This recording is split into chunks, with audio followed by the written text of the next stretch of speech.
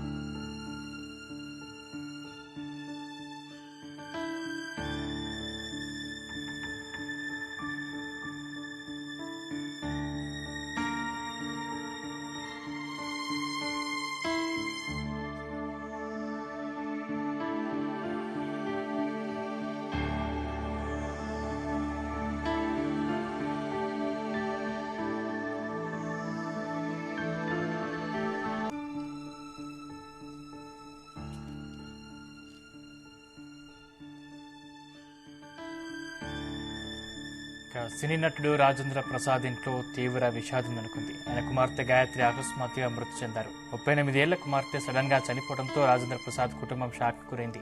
ఛాతీలో నొప్పి రావడంతో నిన్న గచ్చిబౌలిలోని ఏఐజీ ఆసుపత్రికి తరలించారు. అక్కడే చికిత్స పొందుతూ ఆమె చనిపోయారు.